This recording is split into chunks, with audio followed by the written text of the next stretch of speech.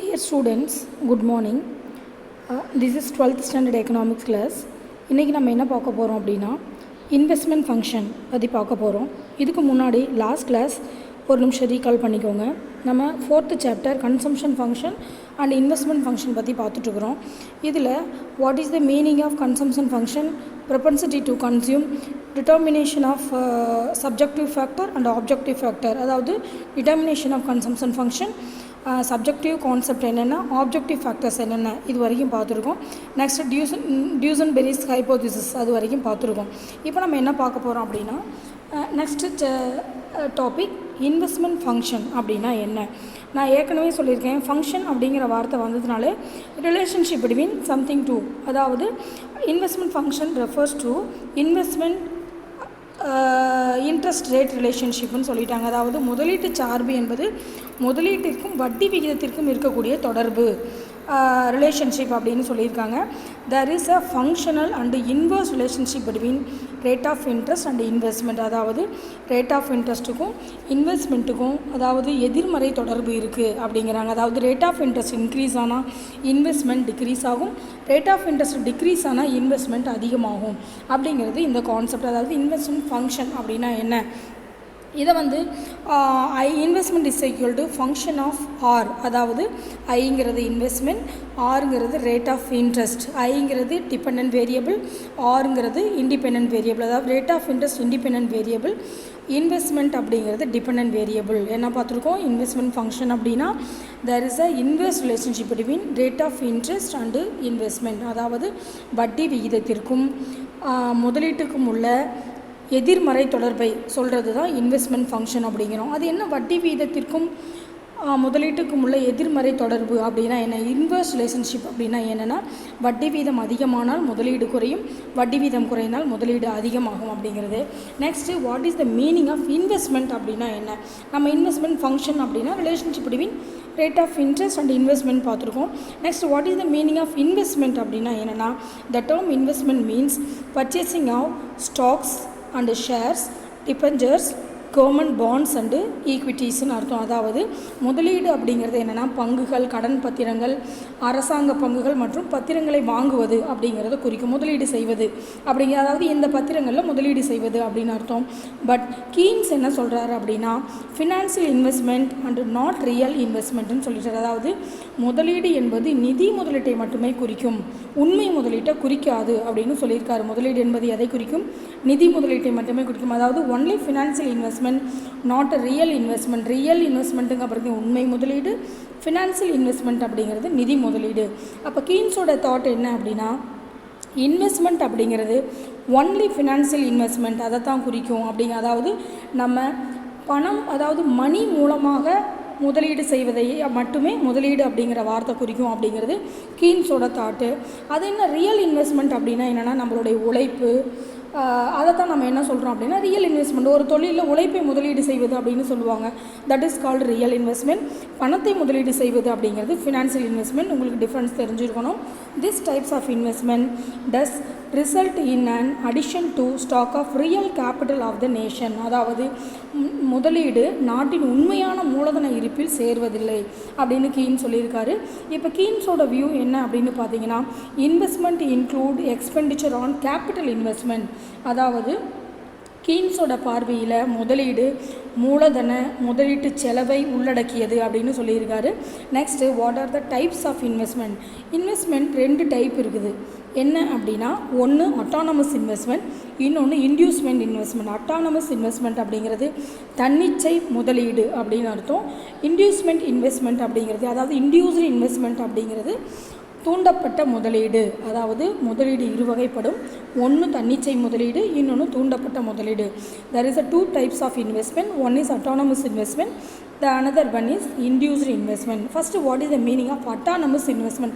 தன்னிச்சை முதலீடு அப்படின்னா என்ன, அதாவது தன்னிச்சை முதலீடு அப்படின்னா என்னென்னா, இந்த முதலீடு வருமானத்தை சார்ந்தது அல்ல. அதாவது வருமானம் அதிகமாக இருந்தால் முதலீடு அதிகமாக செஞ்சு ஒரு தொழில் தொடங்குவோம், வருமானம் குறைவாக இருந்தால் முதலீடு குறைவாக செஞ்சு ஒரு தொழில் தொடங்குவோம் அப்படிங்கிறது கிடையாது. இந்த முதலீடு டிபெண்ட், அதாவது not depend on the national income, நம்மளுடைய தேசிய வருமானத்தை பொறுத்து இந்த முதலீடு இல்லை அப்படின்னு சொல்லியிருக்காங்க. Next mainly done with welfare motive. இதோட மோட்டிவ் என்ன அப்படின்னா வெல்ஃபேர் மோட்டிவ், அதாவது மக்களுடைய நலனுக்காக மேற்கொள்ளப்படக்கூடிய முதலீடு எல்லாமே அதாவது அட்டானமஸ் இன்வெஸ்ட்மெண்ட்னு சொல்கிறோம். Very simple.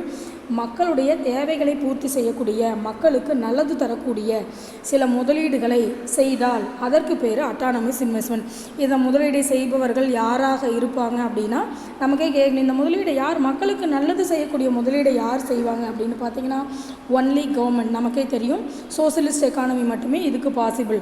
For an example, construction of roads, bridge, school, charitable houses, அதாவது சாலைகள் அமைத்தல், பாலங்கள் கட்டுதல், பள்ளிகள், தொண்டு நிறுவனங்கள் அமைத்தல், இது எல்லாமே இந்த அட்டானமஸ் இன்வெஸ்ட்மெண்ட்டுக்கான எடுத்துக்காட்டு. அதாவது இது not affected by rise in raw material or wage of workers. இது எதை பாதிக்காது அப்படின்னா கச்சா பொருள் உழைப்பாளர்களுடைய ஊதியத்தை இது பாதிக்காது அப்படிங்கிறாங்க. நெக்ஸ்ட்டு இதோடைய மெயின் எய்ம் என்ன அப்படின்னா டெவலப்மெண்ட் ஆஃப், அதாவது நாட்டினுடைய வளர்ச்சிக்கு பாடுபடுதல், அதாவது development of nation and out of depression. மந்த காலங்களில் மக்களுக்கு உதவி செய்தால் அந்த இன்வெஸ்ட்மெண்ட்டுக்கு பேர் என்ன அப்படின்னா that is called autonomous investment. Example, corona பீரியடில் மக்களுக்கு அனைவருக்கும் வருமானம் இல்லாத காலகட்டத்தில், வேலைவாய்ப்பு இல்லாத காலகட்டத்தில் கவர்மெண்ட் அவங்களுக்கு தேவையான பொருளை இலவசமாக வழங்குதல், சில வசதிகளை செய்து கொடுத்தல் எல்லாமே அரசனுடைய முதலீடு. So this is called autonomous investment. இந்த அட்டானமஸ் இன்வெஸ்ட்மெண்ட்டு அப்படின்னா என்ன இன்னும் நம்ம தெரிஞ்சுக்கணும் அப்படின்னா autonomous investment is the expenditure on capital formation which is independent of the change in income, அதாவது change in income, rate of interest or rate of profit. இது எதை சார்ந்தது கிடையாது. அட்டானமஸ் இன்வெஸ்ட்மெண்ட் இன்கம்மை சார்ந்தது கிடையாது, ரேட் ஆஃப் இன்ட்ரெஸ்ட்டை சார்ந்தது கிடையாது, ரேட் ஆஃப் ப்ராஃபிட் லாப பகுதியை சார்ந்தது கிடையாது அப்படின்னு சொல்லியிருக்காங்க. Next the investment is independent of economic activity, பொருளாதாரத்தினுடைய நடவடிக்கைகளை சார்ந்தது. Autonomous investment is income inelastic. இதனுடைய வருமானம் எப்படி இருக்கும் அப்படின்னா வருமானம் நெகிழ்ச்சியற்றதாக இருக்கும். நான் என்ன சொல்லியிருக்கேன், இது ஒரு இண்டிபெண்ட் வேரியபிள். இதோட இன்கம் என்னவாக இருக்கும், இன்எலாஸ்டிக்காக இருக்கும். The value of autonomous investment is the same at all level, அதாவது தன்னிச்சை முதலீடு எல்லா நிலைகளிலும் ஒரே மாதிரியாக இருக்கும் அப்படின்னு சொல்லியிருக்காங்க. இது நம்ம டயக்ராமேட்டிக் ஃபார்மில் பார்த்தோம் அப்படின்னா, அதாவது அட்டானமஸ் இன்வெஸ்ட்மெண்ட்டில் நீங்கள் டயக்ராமை போட்டிருக்கணும். நிறைய பேர் டயக்ராமை பெனில் ட்ரா பண்ணுறீங்க. This is not a rule. Diagram கண்டிப்பாக உங்கள் ஸ்கேல் பென்சிலை யூஸ் பண்ணி தயவு செஞ்சு போடுங்க. இது ஒரு ப்ராக்டிஸ் தான். உங்கள் இஷ்டத்துக்கு பென்னில் நரம்பு தளர்ச்சி வந்த மாதிரி கோடு போட்டுட்டு உக்காந்துருக்க கூடாது. ஸ்ட்ரெயிட் லைனாக தான் இருக்கணும். அது ஒரு ஜிக்ஸாக் லைனாக இருக்கக்கூடாது. ஸோ ஒய் ஆக்சஸில் இன்வெஸ்ட்மெண்ட், எக்ஸ் ஆக்சஸில் இன்கம், அதாவது இன்கம் எக்ஸ் அச்சிலும் வருமானம் எக்ஸ் அச்சிலையும் முதலீடு ஒய் அச்சிலும் குறிக்கப்பட்டிருக்குது. இதில் அட்டானமஸ் இன்வெஸ்ட்மெண்ட் லைன் எப்படி இருக்குது அப்படின்னா வருமானத்துக்கு தகுந்தாற்போல் இன்வெஸ்ட்மெண்ட் இருக்குது. அதாவது வருமானமும் இன்வெஸ்ட்மெண்ட்டும் எப்படி இருக்குது அப்படின்னா ஒரே சமமாக இருக்கிறது. ஸோ இந்த ஹரிசாண்டல் ஸ்ட்ரைட் லைன் எதை குறிக்குது அப்படின்னா வருமானமும் முதலீடும் சம அளவில் இருக்குது அப்படிங்கிறது குறிக்குது. ஸோ இந்த autonomous investment curve, what is the shape of autonomous investment curve அப்படின்னு ஒரு கொஷின் கேட்கலாம். This is horizontal straight line அப்படின்னு எழுதுகிறோம். இந்த பாக்ஸ் ஒரு நிமிஷம் கவனிங்க. In the time of economic depression the government tried to boost the autonomous investment. அதாவது பொருளாதார மந்த காலம்னா நீங்கள் எங்கேயுமே போக தேவையில்லை. இப்போ இருக்கக்கூடிய இந்த கொரோனா பீரியட் தான் பொருளாதார மந்த காலம்னு சொல்கிறோம். பொருளாதார மந்தம்னா நமக்கு தெரியும், அன்எம்ப்ளாய்மெண்ட் இருக்கும், லோ இன்கம் இருக்கும், லோ ப்ரொடக்டிவிட்டி இருக்கும். This is called depression period. இந்த டிப்ரெஷன் பீரியடில் the government try to boost the autonomous investment, அதாவது தன்னிச்சை முதலீடை என்ன செய்கிறாங்க அப்படின்னா கவர்மெண்ட் அதிகப்படுத்துகிறாங்க.